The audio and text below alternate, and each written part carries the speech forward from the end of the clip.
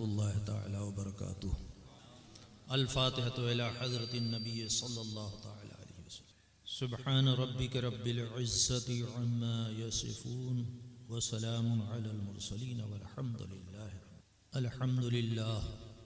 الحمد لله نحمده ونستعينه ونستغفره ونؤمن به ونتوكل عليه ونعوذ بالله من شرور أنفسنا ومن سيئات أعمالنا من يهده الله فلا مضل له ومن يضلله فلا هادي له ونشهد أن لا إله إلا الله وحده لا شريك له ونشهد أن سيدنا ونبينا ومولانا محمدا عبده ورسوله بالهدى ودين الحق أرسله. أما بعد، فأعوذ بالله من الشيطان الرجيم. بسم الله الرحمن الرحيم. الرحمن علم القرآن خلق الإنسان وعلمه البيان. آمنت بالله صدق الله مولانا العلي العظيم وبلغنا رسوله النبي الأمين الكريم ونحن على ذلك لمن الشاهدين والشاكرين والحمد لله رب العالمين. معزز علماء کرام والسامعین و سامعات، رات کے قریب ایک بج چکے ہیں. آپ حضرات بہت دیر سے اس پروگرام میں شریک ہیں، یعنی جشن عید میلاد النبی اور جلسہ دستار بندی.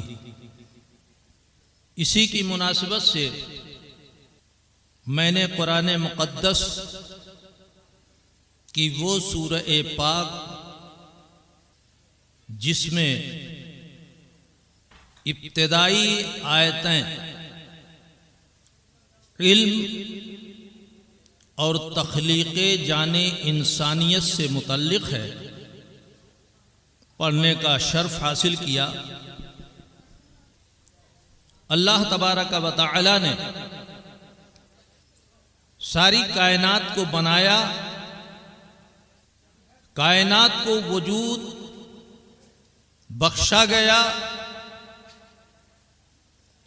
لیکن اس کائنات کو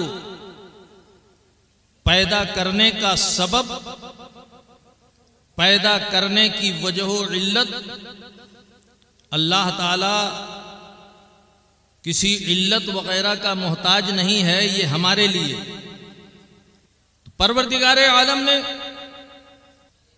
خود حدیث قدسی کا ارشاد ہے، کنت کنزا مخفیہ فاحببت ان عرف فخلقت نور محمد من نوری. میں ایک چھپا ہوا خزانہ تھا تو میں نے چاہا کہ میں پہچانا جاؤں، تو اپنے نور سے میں نے اپنے پیارے محبوب کے نور کو پیدا فرمایا. ماشاءاللہ اس رات میں کافی جوانی ہے آپ میں، اور یہ جوانی اگر رہی، ذہنی جوانی بھی ہونا چاہیے، صرف زبانی نہ ہو. ذہن زیادہ متوجہ ہو تاکہ باتیں سمجھ کر دل و دماغ میں محفوظ کر لی جائے. آقا کائنات صلی اللہ علیہ وسلم نے خود ارشاد فرمایا، اول ما خلق اللہ نوری وکل الخلائق من نوری. سب سے پہلے اللہ تبارک و تعالی نے میرے نور کو پیدا فرمایا اور پھر میرے نور سے ساری کائنات کو پیدا فرمایا. پروردگار عالم نے اس سورہ میں ارشاد فرمایا، الرحمن علم القرآن. رحمان وہ جس نے اپنے محبوب کو قرآن سکھایا. خلق الانسان وعلمہ البیان. جان انسانیت محمد صلی اللہ علیہ وسلم کو پیدا فرمایا اور ما کانا و ما یکون عطا فرمایا۔ سبحان اللہ۔ علم پاک مصطفیٰ صلی اللہ تعالی علیہ وسلم کی طرف قرآن پاک نے وضاحت کے ساتھ ارشاد فرمایا کہ رب نے اپنے محبوب کو قرآن سکھایا۔ یہیں سے سمجھ میں بات آ گئی کہ قرآن پاک سکھانا یہ رب کی سنت ہے، سنت الوہیت ہے۔ قرآن پاک سکھایا اور محبوب نے قرآن پاک سیکھا تو سیکھنا یہ سنت نبوی ہے علیہ صاحب الصلاۃ والسلام۔ پھر سرکار نے اسی قرآن پاک کو صحابہ کو سکھایا تو سرکار نے صحابہ کو سکھایا تو گویا سیکھنا اور سکھانا قرآن پاک کا حضور صلی اللہ علیہ وسلم کی سنت ہے۔ پھر صحابہ نے تابعین کو، تابعین نے تبع تابعین کو، سلسلہ بسلسلہ آتے آتے ہم تمام سیکھ اور سکھا رہے ہیں۔ تو گویا یہ مدارس اسلامیہ دینیہ یہ وہ قلعے ہیں کہ جہاں اللہ اور اس کے رسول کی سنت پر مکمل عمل ہو۔ تو معلم ہونا، متعلم ہونا یہ سنت خدا و رسول ہے۔ سبحان اللہ کی سنت ہے۔ معلم ہے وہ، معلم حقیقی ہے وہ۔ اللہ تعالی نے قرآن کو سکھایا اور کب سکھایا، کیسے سکھایا، اس کا تذکرہ یہاں نہیں۔ پروردگار عالم نے سبحان اللہ علیم و خبیر کا لفظ بھی استعمال کیا جا سکتا تھا، لیکن یہاں صفت رحمان کا ذکر ہے کہ پروردگار عالم نے اپنی صفت رحمانیت کے ساتھ اپنے محبوب صلی اللہ تعالی علیہ وسلم کو قرآن سکھایا۔ ارے جہاں رحمانیت پائی جائے گی وہاں کسی طریقے کا کوئی بخل نہیں ہوگا، کوئی کمی نہیں ہوگی۔ اللہ اکبر۔ اور اس کے ساتھ ساتھ یہ بھی بتایا جا رہا ہے کہ جب طلبہ کو سکھایا جائے تو رحم و کرم کا سراپا بن کے طلبہ کو سکھایا جائے تاکہ طالب علم صحیح طریقے سے علم دین حاصل کرے۔ سبحان اللہ۔ بڑی معذرت کے ساتھ میں عرض کرنا چاہوں گا، اب طریقہ ایسا بن چکا ہے کہ طالب علم، ہر جگہ کی بات نہیں ہے، بہت سی جگہوں کی باتیں ایسی ہیں کہ طالب علم اگر استاد سے کہیں کوئی اعتراض کر دیتا ہے تو استاد ڈانٹ دیتا ہے، ڈبٹ دیتا ہے، مرعوب کر دیتا ہے۔ اب بچہ اس کے ذہن میں سوال ناچتا رہتا ہے لیکن وہ سوال ڈر کی وجہ سے نہیں کر سکتا۔ میرے محترم، اگر ہم اپنے طلبہ کے ساتھ شفقت و رحمت کے ساتھ پیش آئیں اور قرآن مقدس کو شفقت و رحمت کے ساتھ سکھائیں تو انشاءاللہ سیکھنے میں بڑی توانائی ملے گی۔ سبحان اللہ، بے شک۔ تو الرحمن علم القرآن، رحمان وہ جس نے اپنے محبوب کو قرآن سکھایا۔ آج کی اس دنیا میں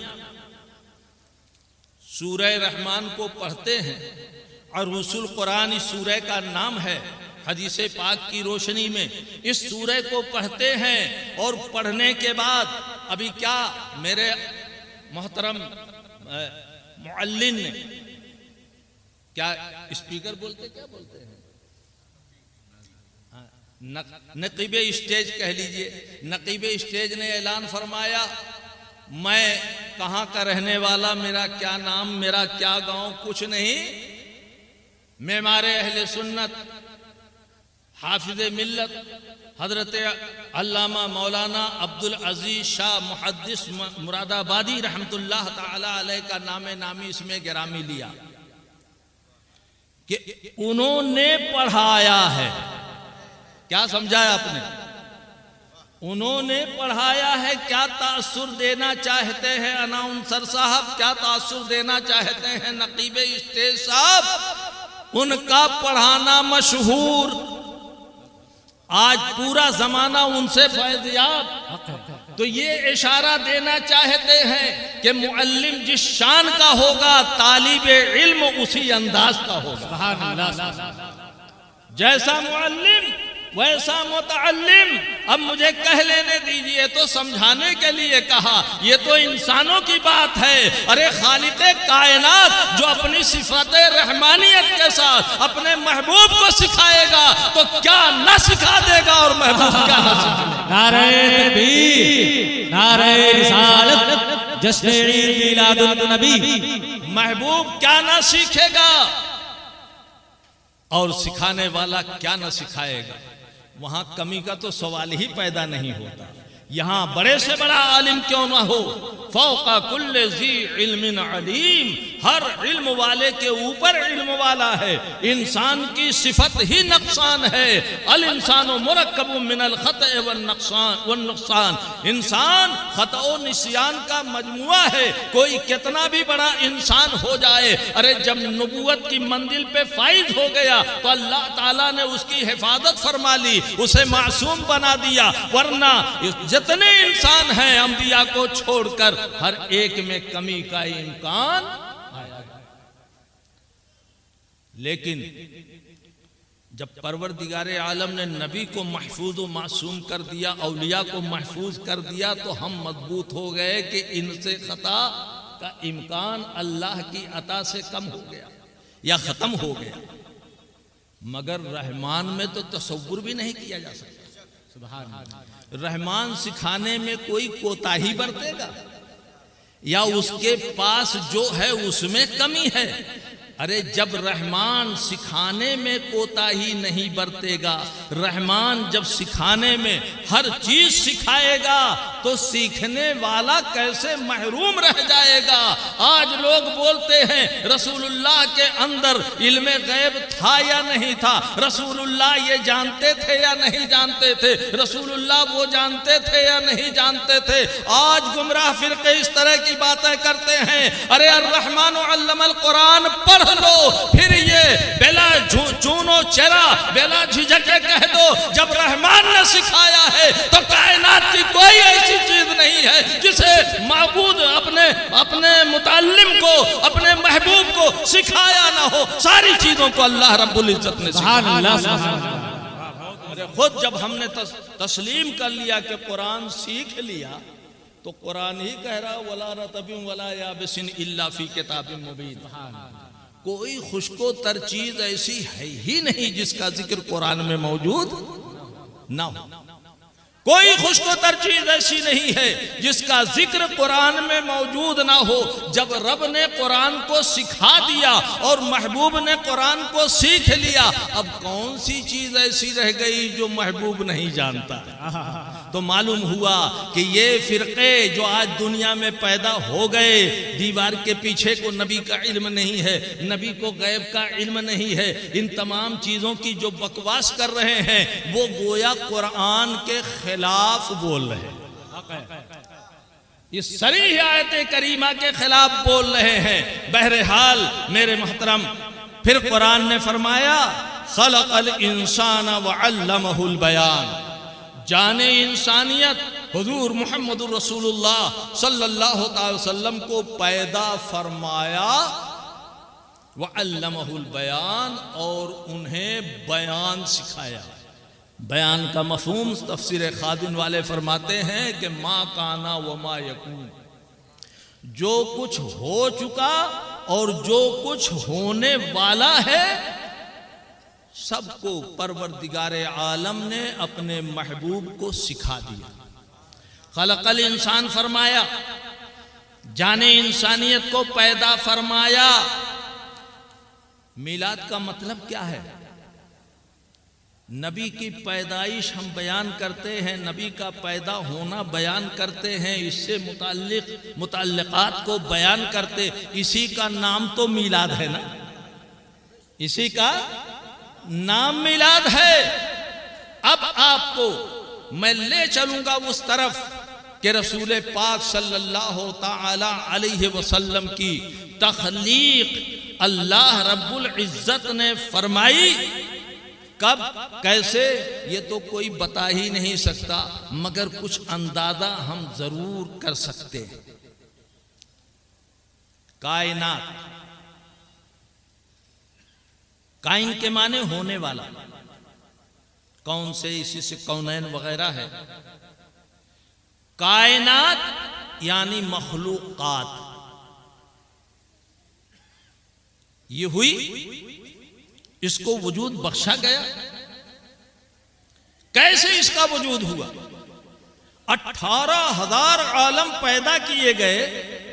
کیسے پیدا کیا گیا؟ علماء مفسرین نے فرمایا کہ اللہ تبارک و تعالی نے سب سے پہلے اپنے نور سے نور مصطفیٰ صلی اللہ علیہ وسلم کو پیدا فرمایا. اس کے بعد ساری کائنات کو اس نور سے پیدا فرمایا. اللہ تعالی نے نور کو فرمایا کن فکان، ہو جا. نور کائنات میں تبدیل ہو.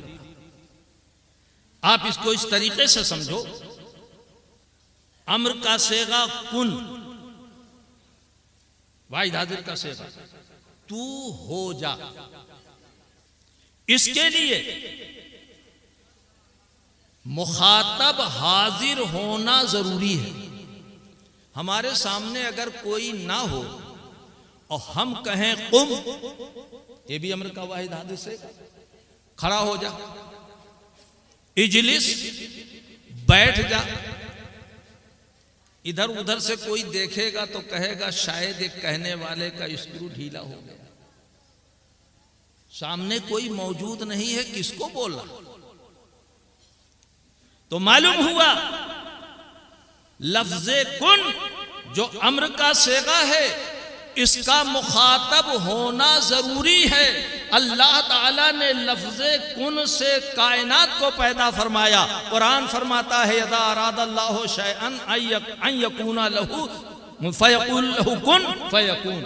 جب کسی چیز کے وجود کا ارادہ فرماتا ہے تو ارشاد فرماتا ہے کن، اور وہ ہو جاتی. تو اللہ تعالیٰ نے سب سے پہلے لفظ کن استعمال فرمایا. مخاطب کون تھا؟ کن فرمایا رب نے تو مخاطب کون تھا؟ علماء فرماتے ہیں کہ کن کا مخاطب سب سے پہلے نور محمدی صلی اللہ تعالی علیہ وسلم تھا. کہ نور محمدی موجود تھا، اللہ تبارک و تعالی نے اسی کو مخاطب فرمایا کن فکان، تو وہ نور کائنات میں بدل گیا. سبحان اللہ.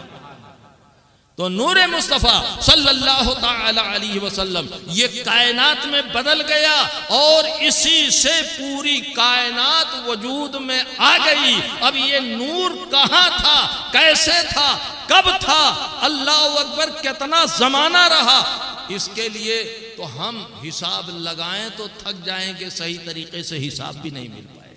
حضرت اسماعیل حقی رحمت اللہ علیہ کی وہ روایت جو تفسیر روح البیان میں آپ نے ارشاد فرمایا ہے، اللہ اکبر، کہ حضرت جبریل امین علیہ السلام بارگاہ رسالت علی صاحب الصلاۃ والسلام میں حاضر ہیں. سرکار دو عالم صلی اللہ تعالی علیہ وسلم نے ارشاد فرمایا اے جبریل بتاؤ تمہاری عمر کتنی ہے.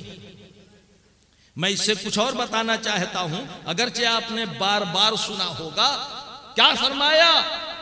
اے جبریل بتاؤ تمہاری عمر کتنی ہے.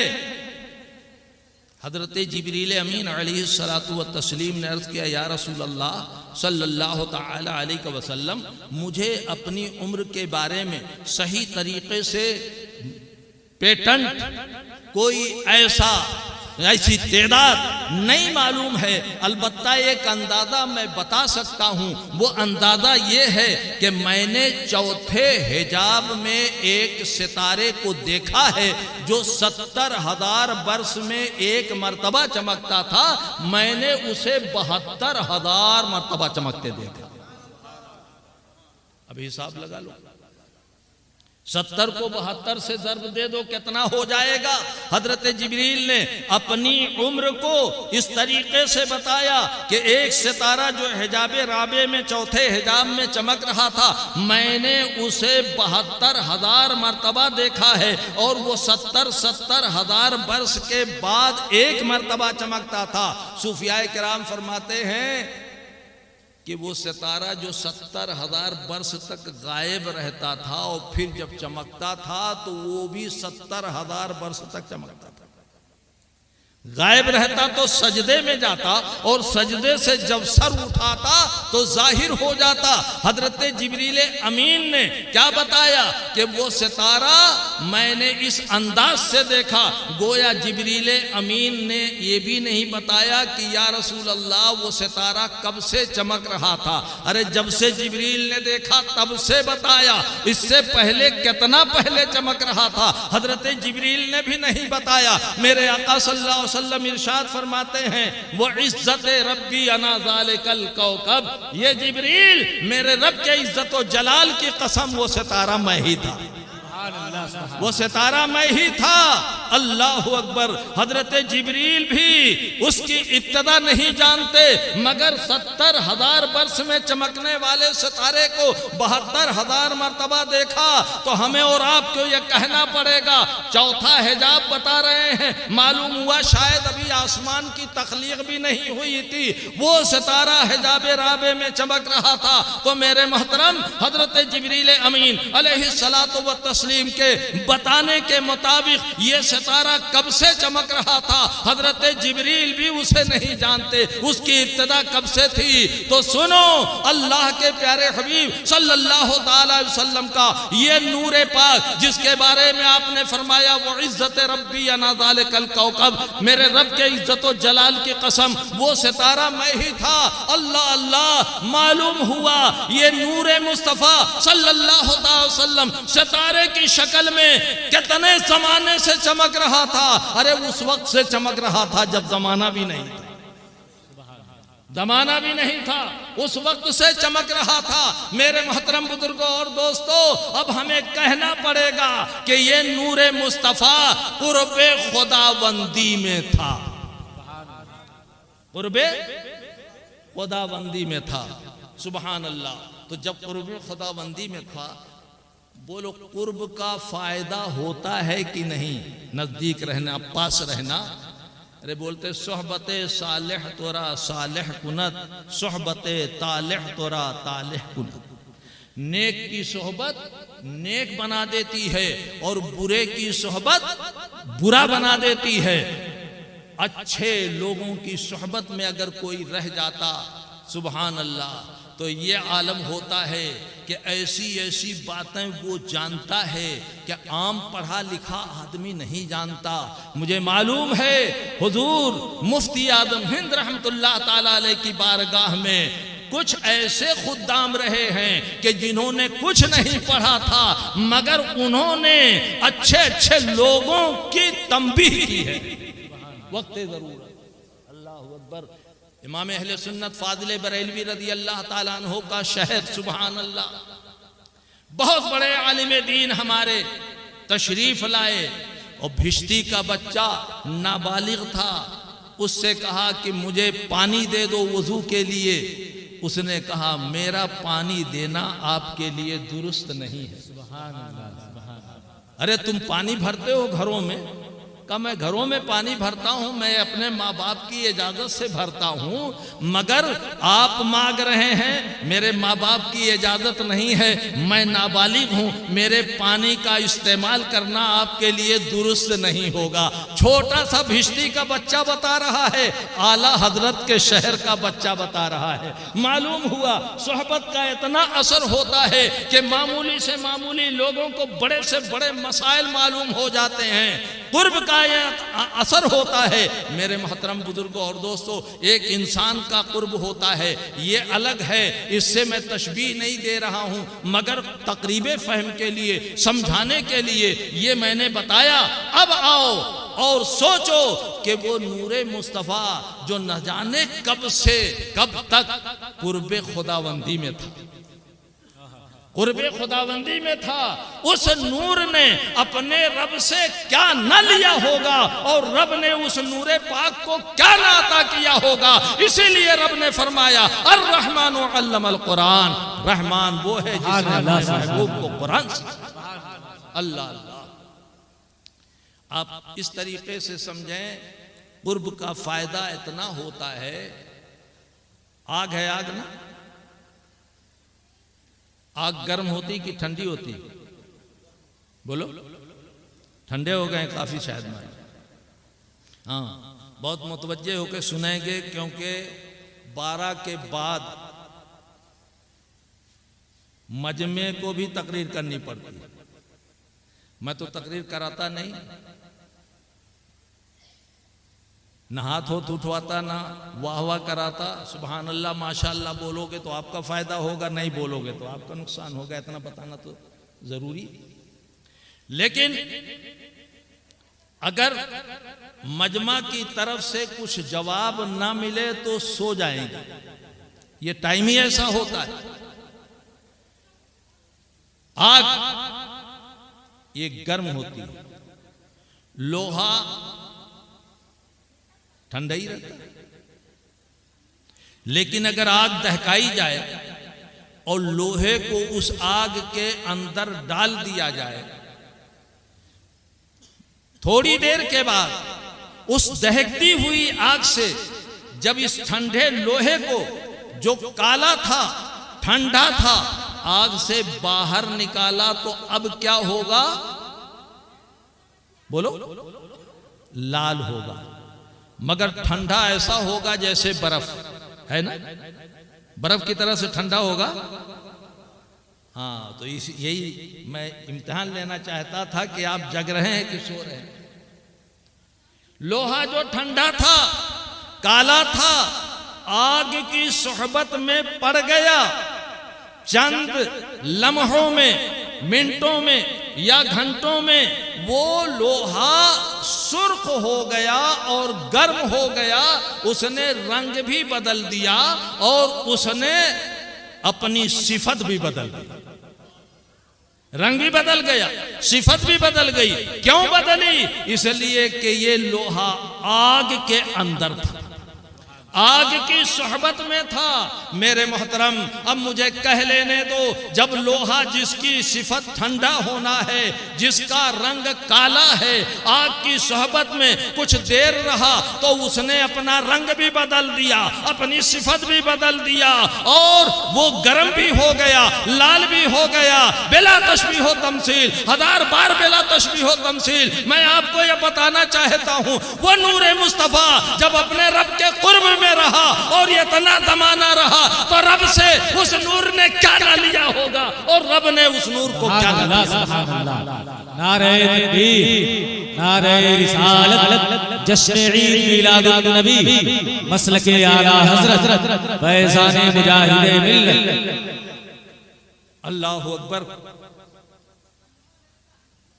وہ نور جو قرب خداوندی میں تھا، اس نور کو جب انسانی شکل و صورت دی گئی تو خلق الانسان وعلمہ البیان، جان انسانیت کو پیدا فرمایا اور ما کان و ما یکون عطا فرمایا.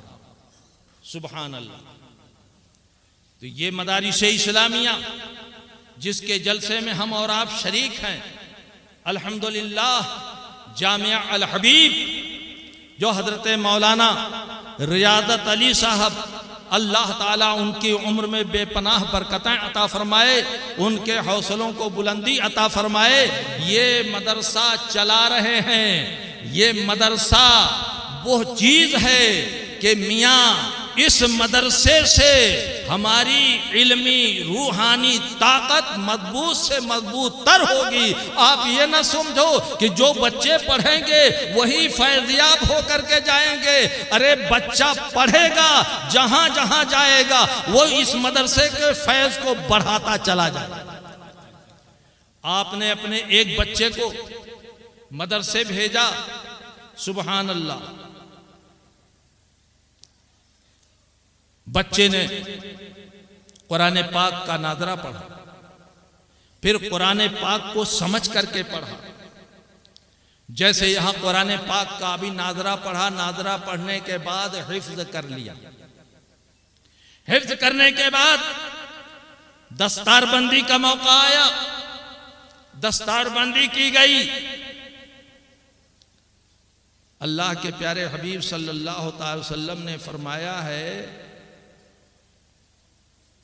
کہ جس نے قرآن پاک کو پڑھا اور اس میں جو ہے اس پہ عمل کیا، کل میدان محشر میں اس کے ماں باپ کو ایسا تاج دیا جائے گا کہ اس تاج کی روشنی دنیا کے سورج سے کہیں زیادہ ہوگی.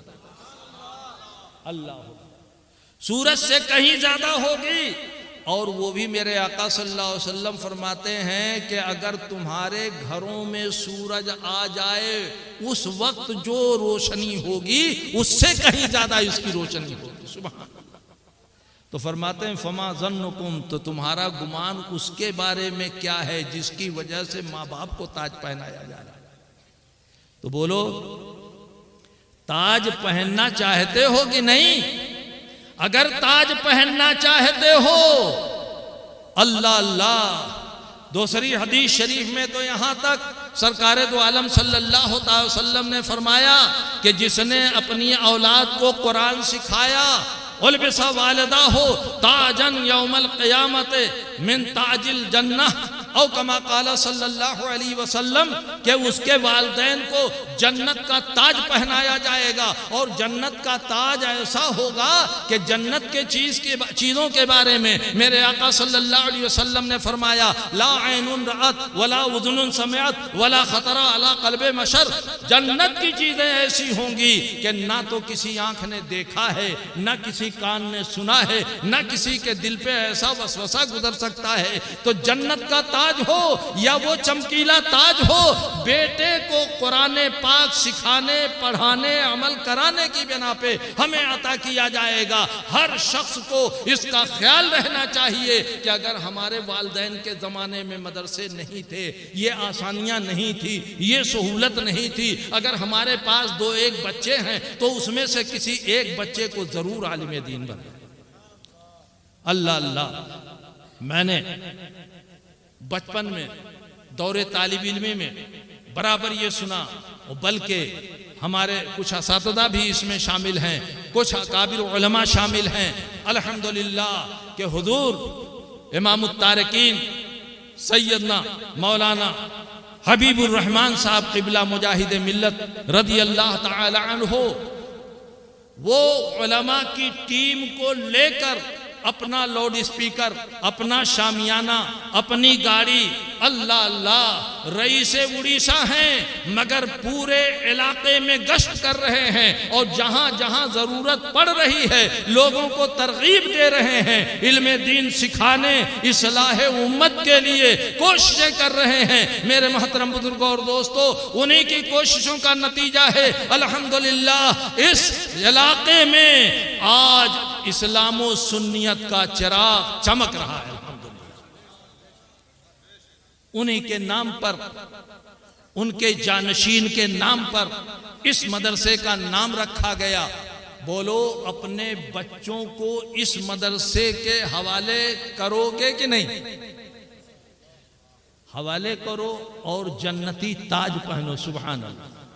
ارے تاج کا تو یہ عالم ہوتا ہے کہ آج ہماری جماعت میں الحمدللہ اہل سنت و جماعت ہی تو، اہل سنت و جماعت یہی اہل حق کی جماعت، اور جو اس سے علیحدہ ہوا اس کا کوئی پرسان حال نہیں. اہل سنت و جماعت یہی جماعت حق ہے، اور الحمدللہ ہم اہل سنت و جماعت میں ایسی شخصیت موجود ہے جسے تاج الشریعہ کہا جاتا ہے.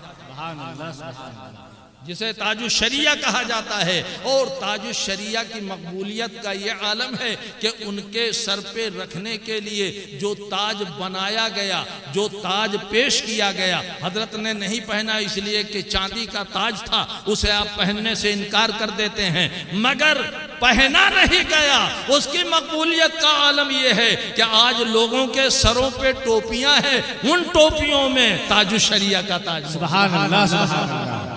تو دنیا کا تاج پہننے کے لیے آپ تاج الشریعہ کا دامن پہنو، دامن پکڑو، اور دامن پکڑ کر کے انہی تاج الشریعہ کے دامن کے واسطے سے جنت کا تاج حاصل کرو، مدارس اسلامیہ میں اپنے بندوں کو داخلہ۔ اللہ اللہ۔ تو گویا پروردگار عالم نے اپنے محبوب صلی اللہ تعالی علیہ وسلم کو قرآن سکھایا، قرآن سکھایا، اور آپ کی تخلیق فرمائی، پھر ما کان و ما یکون کا علم عطا فرمایا۔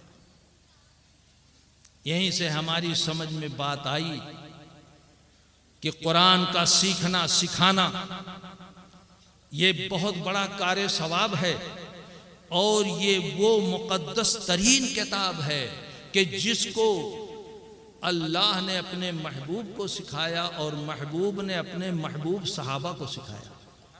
محبوب صحابہ نے تابعین کو، تابعین نے تبع تابعین کو۔ یہ سلسلہ بڑا پرانا چلا آ رہا ہے، اور وہی کتاب ہے جو رب نے اپنے محبوب کو سکھایا تھا، اور محبوب نے اپنے محبوبوں کو سکھایا تھا۔ آج وہی کتاب ہم سیکھ رہے ہیں۔ میرے محترم، اس کو اس طریقے سے سمجھو کہ اگر ہمارے دادا پردادا لکڑ دادا نے کوئی ایسی چیز رکھی ہے کہ اس کو ہم سمجھ جائیں، جان جائیں کہ ہمارے پردادا استعمال کرتے تھے،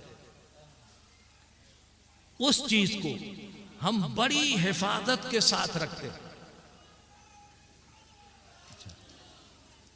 کھڑے ہو کر استقبال کر لیں نواسے سرکار مجاہد ملت حضور حبیب ملت کی تشریف آوری ہو رہی ہے، محبتوں کے ساتھ استقبال کریں۔ نعرہ تکبیر، نعرہ رسالت، مسلک اعلیٰ حضرت حضور مجاہد ملت، فیضان مجاہد ملت حضور حبیب ملت۔ نعرہ تکبیر، نعرہ رسالت، حبیبی دولہا حضور حبیب ملت۔ نعرہ تکبیر، نعرہ رسالت۔ صلی علی سیدنا نبینا مولانا محمد وعلی آلہ واصحابہ وبارک وسلم صلاۃ و سلاما علیک یا رسول اللہ صلی اللہ تعالی علیہ وسلم۔ تو میں عرض یہ کر رہا تھا کہ جب رب نے اپنے محبوب کو قرآن سکھا دیا تو اب کوئی ایسا علم نہیں ہے کہ جو سرکار دو عالم صلی اللہ علیہ وسلم نے نہ سکھا۔ اہل سنت و جماعت کا یہی عقیدہ ہے کہ اللہ تعالی نے اپنے محبوب صلی اللہ تعالی علیہ وسلم کو ما کانا و ما یکون کا علم عطا فرمایا۔ جو کچھ ہو چکا، جو ہو رہا ہے، جو ہونے والا ہے، ساری چیزوں کا علم میرے آقا صلی اللہ تعالی علیہ وسلم کو حاصل تھا۔ جو یہ کہے کہ رسول پاک صلی اللہ تعالی علیہ وسلم کو فلاں چیز حاصل نہیں تھی، فلاں چیز حاصل نہیں تھی، فلاں چیز حاصل نہیں تھی، سمجھ لو کہ وہ قرآن کے حکم کے خلاف بول رہا ہے۔ اہل سنت و جماعت کا عقیدہ یہ کہ اللہ کی عطا سے رسول پاک صلی اللہ تعالی وسلم کو سارے غیب کا علم تھا، اور اللہ تبارک و تعالی نے اپنے محبوب صلی اللہ تعالی علیہ وسلم کو قرب عطا فرما کر کے وہ سب کچھ عطا فرما دیا جو کائنات میں ہونے والی تھی، ہو رہی ہے، ہوگی۔ سب چیزوں کو اللہ تبارک و تعالی نے اپنے محبوب صلی اللہ تعالی علیہ وسلم کو سکھا دیا۔ تو پروردگار عالم نے اپنے محبوب صلی اللہ تعالی وسلم کو ان تمام صفات کا جامع بنا کے ہم میں مبعوث فرمایا. آقا تشریف لائے جو اتنی جامعیت کے ساتھ ہمارے درمیان تشریف لائیں، اور ظاہر ہے کہ سرکار دو عالم صلی اللہ تعالی علیہ وسلم اللہ تعالی کے ایسے محبوب ہیں کہ محبوب جانتے ہیں کسے کہتے ہیں؟ اللہ اکبر. حضرت ابراہیم علیہ الصلاۃ والتسلیم اللہ کے خلیل ہیں. خلت کا مطلب یہ ہوتا ہے کہ خلیل اپنے رب کی مرضی کو دیکھے، اس مرضی کے مطابق اپنے کو ڈھال لے. اور حبیب کا مطلب یہ ہوتا ہے کہ رب اپنے کرم سے اپنے حبیب کو کے ارادوں کو جانے، جو ارادہ کرے رب اسے عطا فرما دے. خدا کی رضا چاہتے ہیں دو عالم. اعلیٰ حضرت عظیم البرکت رضی اللہ تعالیٰ عنہ فرماتے ہیں خدا کی رضا چاہتے ہیں دو عالم، خدا چاہتا ہے رضائے محمد صلی اللہ تعالی علیہ وسلم. فتاوی رشیدیہ میں اسی سلسلے میں کسی نے سوال کیا کہ یہ شعر کیسا ہے؟ خدا چاہتا ہے رضائے محمد، یہ شعر صحیح ہے یا غلط ہے؟ تو آن جناب نے جواب دیا کہ وَلَسَوْفَ يُعْطِيكَ رَبُّكَ فَتَرْضَىٰ، ان قریب آپ کا رب آپ کو اتنا دے گا کہ آپ راضی ہو جائیں. اس آیت کریمہ کی روشنی میں جائز بڑے دبے دل سے کہا، تعظیم بھی کرتا ہے نجدی تو مرے دل سے. ارے اسے تو جواب یہ دینا چاہیے تھا، یہ شعر اس حدیث پاک کا ترجمہ ہے. کلہم یطلبون رضائی وانا اطلب رضاک یا محمد، سب تو میری رضا چاہتے ہیں، یہ محمد صلی اللہ علیہ وسلم میں تمہاری رضا چاہتا ہوں. سبحان اللہ. تو ایسا عظیم محبوب جب ہم میں تشریف لائے، اس سے بڑی نعمت کون ہو سکتی؟ یوں تو اللہ تبارک و تعالی نے ہمیں بے شمار نعمتیں عطا فرمائی ہیں. درود پاک پڑھی اللہم صلی علی سیدنا نبینا مولانا محمد وعلی آلہ واصحابہ وبارک وسلم صلاۃ و سلاما علیک یا رسول اللہ صلی اللہ تعالی علیہ وسلم. تو میں عرض یہ کر رہا تھا کہ اللہ تعالی کی طرف سے ہمارے لیے نہ جانے کتنی نعمت ہے.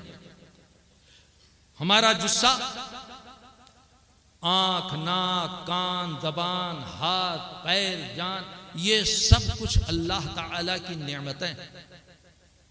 ہم جس کو نعمت سمجھ بھی نہیں پاتے ہیں، وہ ایسی عظیم نعمت ہے کہ اگر چند لمحوں کے لیے وہ چھین لی جائے تو ای جہانی سے آ جہانی ہو جائے.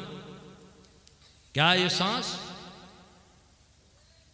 ہماری سانس جو اندر جاتی ہے اور پھر باہر آتی ہے، یہ کتنی بڑی نعمت ہے. آپ نے کبھی سوچا؟ راتوں دن میں کتنی مرتبہ سانس لیتے ہیں، اندر باہر سانس ہوتی ہے میرے محترم، مگر کبھی ہم نہیں سوچتے کہ اتنی بڑی نعمت ہے، اگر اندر کی اندر رہ گئی، باہر کی باہر رہ گئی تو ہمارا وجود ہی ختم ہو جائے. مگر یہ جتنے وجود ہیں، جتنی موجودات ہیں، سب محمد نہ ہوتے تو کچھ بھی نہ ہوتا صلی اللہ علیہ وسلم. تو اہل سنت و جماعت بڑے ہوشیار ہیں ماشاءاللہ. کیا کہنا، اللہ تعالی نے ارشاد فرمایا کہیں وَأَمَّا بِنِعْمَةِ رَبِّكَ فَحَدِّثْ، اپنے رب کی نعمتوں کا ذکر کرو. کہیں فرمایا قل بفضل اللہ وبرحمتہ فبذالک فلیفرحوا، اللہ کا فضل پاؤ، اس کی رحمت پاؤ تو خوشی و مسرت کا اظہار کرو۔ ہمارے پاس اتنی نعمتیں ہیں، ہم کن کن نعمتوں پہ خوشی و مسرت کا اظہار کریں۔ اللہ تبارک و تعالی نے خود ارشاد فرمایا ان تعدوا نعمت اللہ لا تحصوها، اگر اللہ تعالیٰ کی نعمتوں کو گننا چاہو تو گن نہیں سکتے۔ تو کن کن نعمتوں کا ہم ذکر کریں اور اس پہ شکریہ ادا کریں۔ تو اہل سنت و جماعت کے اکابر نے جو میلاد کا جلسہ مقرر کیا ہے، اللہ اللہ، یوں تو میلاد کا جلسہ آج سے نہیں ہے، بہت پہلے سے ہے۔ آقا کائنات کے ظاہری دنیا میں تشریف لانے کے پہلے سے میرے آقا کا ذکر کیا جا رہا ہے۔ میرے محترم بزرگوں اور دوستو، اللہ تبارک و تعالی نے اپنے محبوب صلی اللہ علیہ وسلم کا اتنا چرچا کیا۔ ارے قرآن مقدس فرماتا ہے کہ اہل کتاب رسول پاک کو ایسا پہچانتے تھے جیسی اپنی اولاد کو پہچانتے تھے۔ یعرفونہ کما یعرفون ابناءہم، اپنے بچوں کو جیسے پہچانتے تھے ویسے رسول اللہ صلی اللہ علیہ وسلم کو پہچانتے تھے۔ یہ کیسے پہچانتے تھے؟ ابھی سرکار تشریف بھی نہیں لائے بظاہر دنیا میں، کیسے پہچانتے تھے؟ تو اہل کتاب کے کتاب میں میرے آقا کا ذکر ہوتا تھا، اور کتاب ہی میں اگر ذکر بند رہ جائے تو کوئی نہیں جانے گا۔ معلوم ہوا برملا اظہار ہوتا تھا، برملا تذکرہ ہوتا تھا، رسول پاک کا ذکر ہوتا تھا، اور ایسا ذکر ہوتا تھا کہ اپنی اولاد سے بڑھ کر پہچانتے تھے رسول پاک۔ تو معلوم ہوا کہ رسول پاک کا ذکر ہو رہا تھا، اسی لیے لوگ پہچانتے تھے، جانتے تھے۔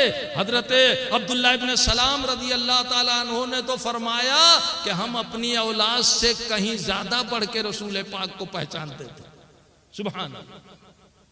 تو محترم، میلاد کا ذکر جو کیا جا رہا ہے یہ اتنی بڑی نعمت ہے کہ ایک آقا کا اگر ذکر کر لیا، سرکار کا ذکر کیا، اس نعمت کا تذکرہ کیا، اس پہ شکریہ ادا کیا، تو گویا ساری نعمتوں کا ذکر ہو گیا۔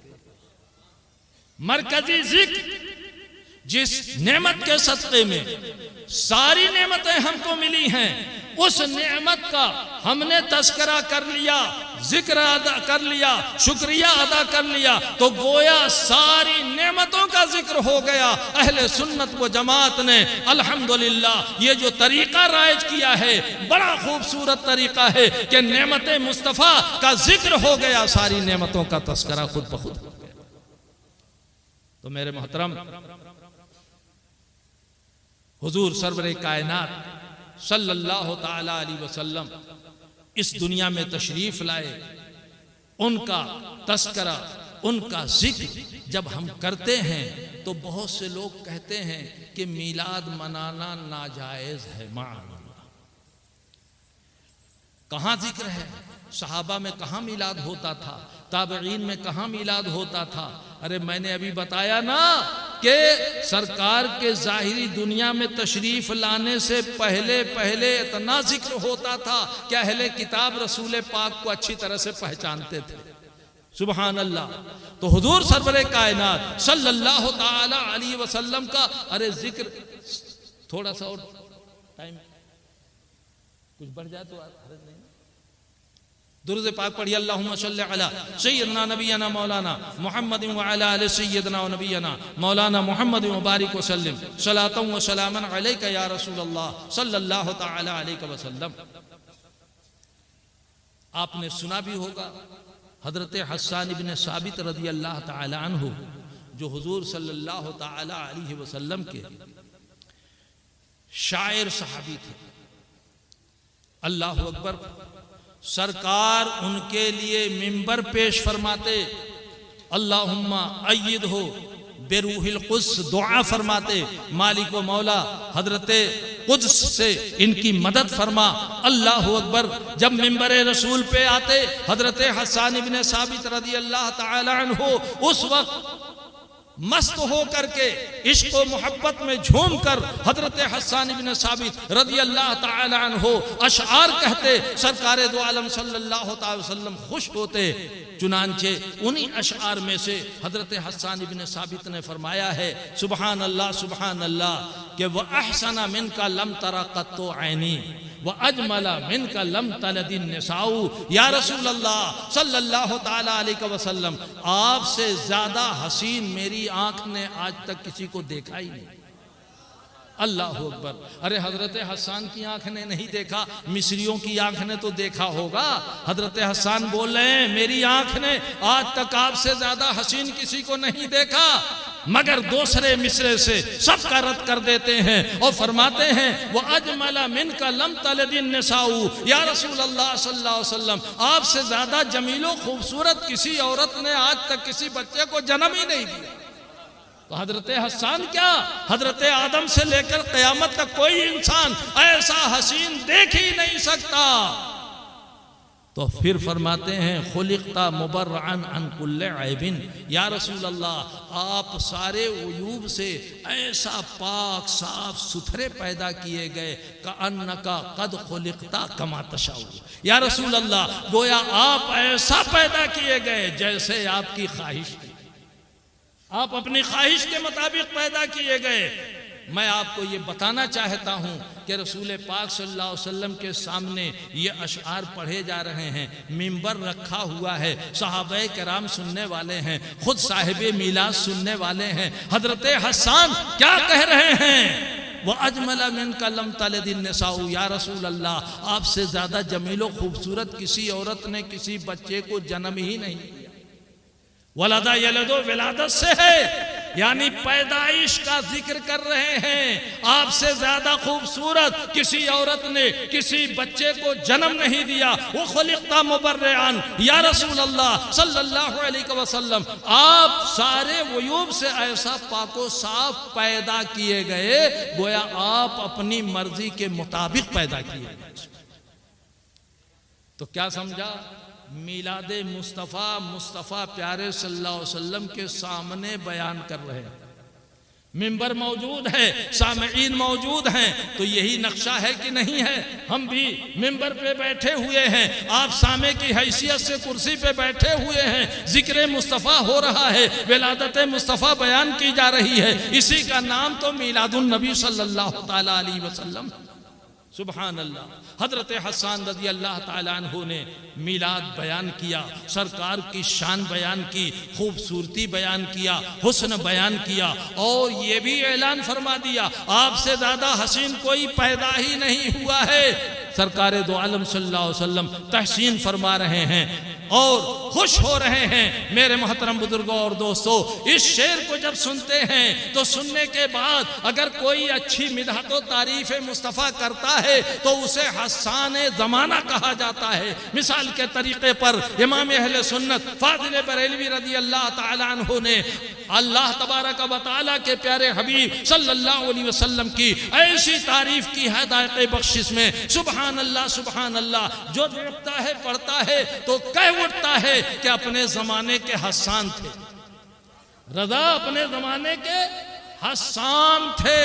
سبحان اللہ، حسان زمانہ امام اہل سنت فاضل بریلوی رضی اللہ تعالیٰ عنہ تھے، مگر حضرت حسان رضی اللہ تعالیٰ عنہ سے جب ہم دریافت کرتے ہیں یہ حضرت حسان آپ نے تو رسول پاک صلی اللہ علیہ وسلم کی بڑی خوبصورت تعریف کیا ہے، بڑی حسین تعریف کیا ہے۔ حضرت حسان کہتے ہیں ارے نادان، میں اور رسول پاک کی تعریف کر سکوں؟ حاشا وکلا، یہ نہیں ہو سکتا۔ ما امدحت محمدًا بمقالتی لیکن مدحت مقالتی بمحمدی۔ ارے میں نے اپنے کلام سے رسول عربی کی تعریف نہیں کیا ہے، ان کی تعریف میں اپنا کلام پیش کر کے لائق تعریف بنا لیا۔ اللہ تو سرکار دو عالم صلی اللہ تعالی وسلم کے سامنے میلاد پڑھا جا رہا ہے، اور نادان کہتے ہیں کہ میلاد یہ منانا جائز نہیں ہے۔ میرے محترم بزرگوں اور دوستوں، ایک بات کہہ کے میں اپنی گفتگو کو ختم کر دیتا ہوں۔ ترجمان دلی کا ایک رسالہ ہے جو غیر مقلدین کا ہے، اس میں نے ایک مضمون دیکھا، لکھا ہوا ہے ختنے کے بارے میں۔ کسی نے سوال کیا ہے کہ ختنے کے موقع پہ دعوت جو کی جاتی ہے یہ جائز ہے کہ نہیں؟ ختنہ سمجھ رہے ہیں نا؟ ارے آپ کی زبان اڑیا ہے، ہو سکتا میں جو بولوں اڑ جائے، اڑے ایسا کہ پتہ نہ چلے۔ ختنے کے موقع سے جو دعوتیں کھلائی جاتی ہیں، ان دعوتوں کے بارے میں کیا شریعت کا حکم ہے؟ تو جواز کا فتویٰ دیا جاتا ہے کہ یہ دعوت خوشی کی دعوت ہے اور خوشی کی دعوت کرنا یہ جائز ہے۔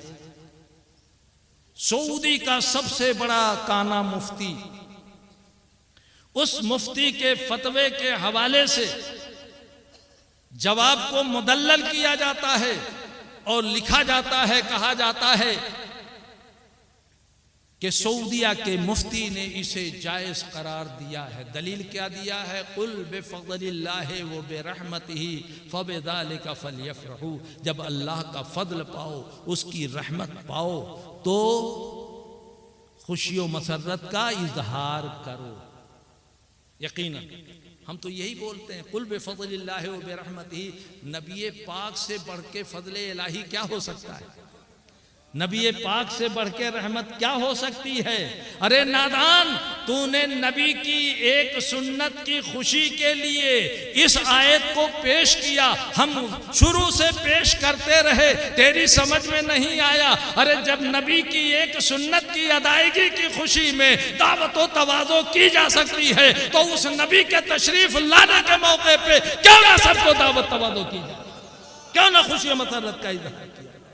وہی خدا جب دین لیتا ہے تو عقلیں چھین لیتا ہے۔ بہرکیف میرے محترم، یہ ساری چیزیں اپنی جگہ پہ آپ تقریریں سنتے ہیں، ایک کان سے سن کے دوسرے کان سے نکال دیتے ہیں، یا کچھ دنوں تک مرکز میں ٹھہری رہتی ہے دونوں کانوں کے بیچ میں، پھر بعد میں گم ہو جاتی ہے۔ لیکن جو مدرسہ ہے، اس مدرسے میں اگر آپ نے اپنے بچے کو پڑھایا تو وہ بچہ آپ کی اصلاح کرے گا، وہ بچہ آپ کے گاؤں کی اصلاح کرے گا، محلے کی اصلاح کرے گا، اور اس کا عالم یہ ہوگا کہ یہ سلسلہ جب تک چلتا رہے گا ثواب جاری رہے گا۔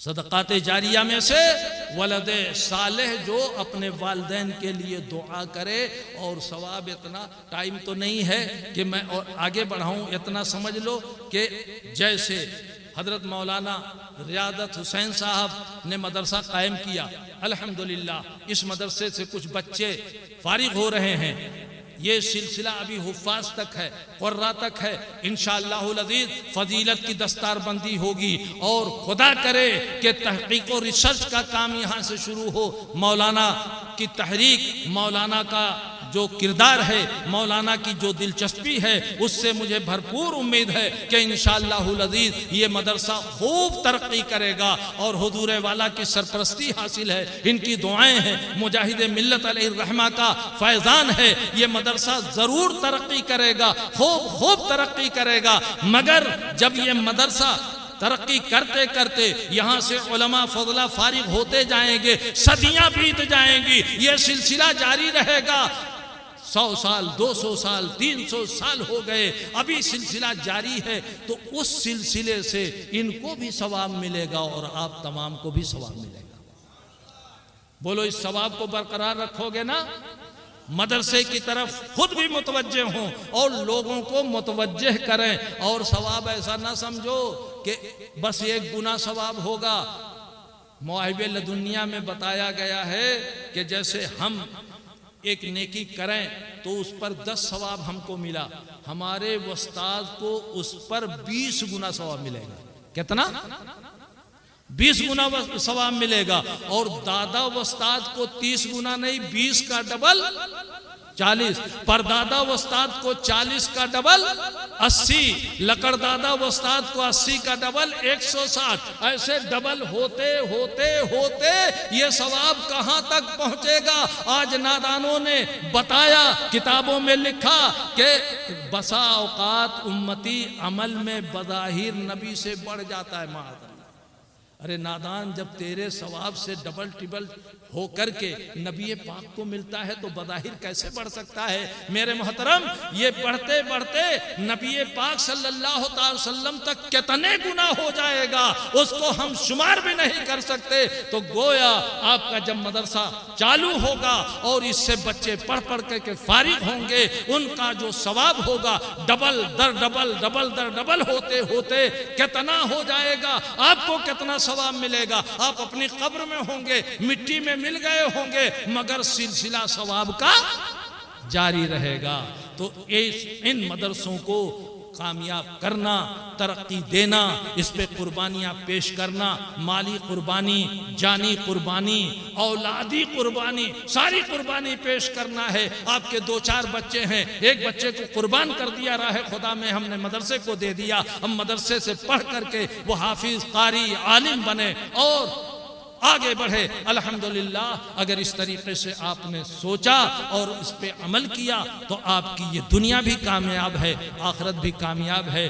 میں نے وقت زیادہ لیا، معذرت خواہ ہوں۔ بہرکیف میرے محترم، میری دلی خواہش یہ ہے کہ جو بنیادی چیز ہے اس کی طرف ہم کو زیادہ توجہ دینی چاہیے۔ اب آپ کا زیادہ ٹائم نہ لے کر اسی پر اپنی گفتگو ختم کرتا ہوں۔ حضور والا تشریف فرما ہے، حضرت کو زیادہ دیر بیٹھنے میں تکلیف ہوگی، اس لیے اسی پر اپنی گفتگو کو ختم کرتا ہوں۔ اللہ تبارک و تعالی اس مدرسے کو دین دونی رات چوگنی ترقیاں عطا فرمائے، جملہ متعلقین کو اللہ تعالی ہدایت عطا فرمائے کہ ہر طرح سے اس کی جانب متوجہ ہوں۔ اللہ تعالی اہل سنت و جماعت کے قلوب کو اس کی طرف مائل فرمائے، آمین۔ وآخر دعوانا الحمدللہ رب العالمین۔ السلام علیکم ورحمۃ اللہ تعالی وبرکاتہ۔